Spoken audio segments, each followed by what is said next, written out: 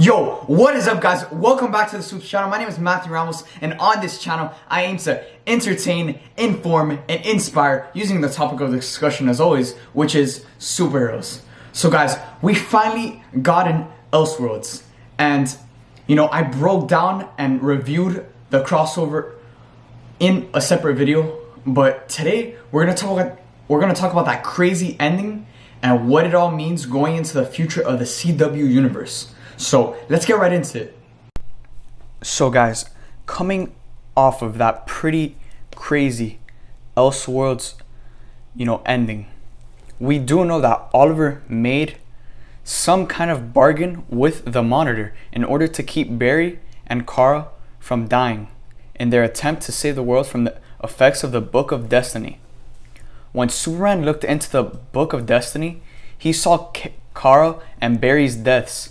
It's implied that they would have died in their efforts here, but there are implications that come from the comics as well. Both Barry and Kara famously died during the Crisis on Infinite Earths comic book story. Also, we are getting Crisis on Infinite Earths during fall of 2019, which we get a confirmation on that at the end of this Elseworlds crossover. And it's possible that what Clark saw in the Book of Destiny wasn't just their possible deaths here, but perhaps their more likely deaths in the future of Crisis. But considering that they were on the verge of disintegration, which is exactly how Barry died in the Crisis on Infinite Earths storyline in the comics, it's safe to say that Superman saw what he saw, and Oliver's bargain with the Monitor was to prevent that from coming true, whether now or in the future. Oliver goes and confronts the Monitor to point out that if it takes the death of inspirational heroes like Barry Allen and Kara Danvers, then the Monitor's entire plan is flawed. The Monitor asks Oliver what he would sacrifice to bring balance to Destiny if they were to live. While it isn't revealed on screen, based on Oliver's now traditional crossover ending conversation over a beer with Barry, where he insists that people like Barry and Kara are better heroes than he is and inspire him to do more, I'm willing to bet that Oliver offered his own life to the Monitor in exchange for Barry and Kara. Right now, based on the infamous Future newspaper that has been hanging around the Flash since the first episode, we do know that Barry Allen is destined to die, or at least disappear, in a crisis of some kind, which is most likely the Crisis on Infinite Earths. And since these shows love being faithful to iconic moments from the comics, that means there's a danger that Kara is probably going to die too. Clark telling Kara that the world doesn't need Superman as long as Supergirl is around is basically chill, one Kryptonian on TV is enough. Right? So it's settled. If we're going by comic book lore, then Supergirl is supposed to die in Crisis on Infinite Earths. The Book of Destiny can be seen as a metaphor for fan expectations based on what we know from the comics, and that brings us back to Oliver's bargain with the Monitor.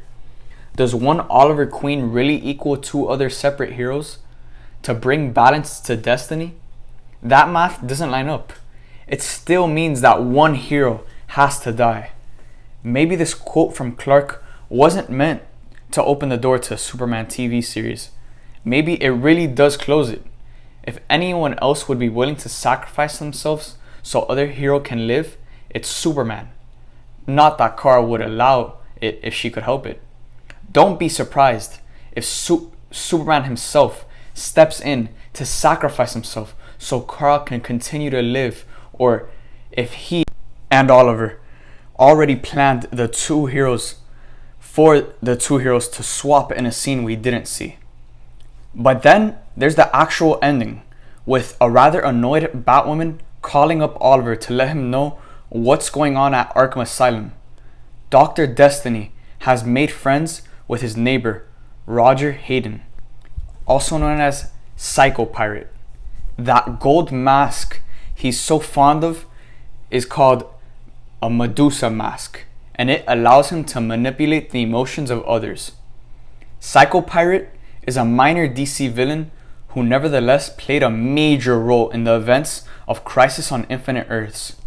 His dialogue here, "Worlds will live, worlds will die, and nothing will ever be the same," was the actual tagline that DC Comics used to advertise Crisis on Infinite Earths in the lead up to its launch in 1985.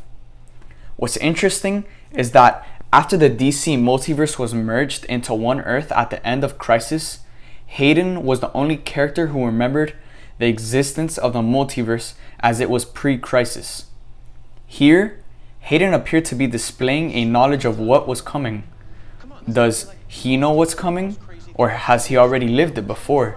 Is he a refugee from another Earth? And that's what drove him crazy? I hope we get to spend a little more time exploring this before they go all in on Crisis on Infinite Earths next year, because it could be really fascinating. Crisis on Infinite Earths, if you don't already know, is basically the much larger threat that the Monitor kept referring to throughout Elseworlds.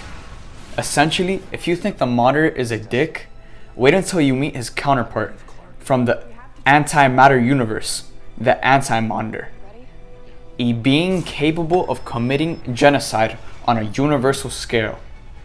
The regular Monitor will gather heroes from across the different realities to try and save the multiverse, or as much of it as they can.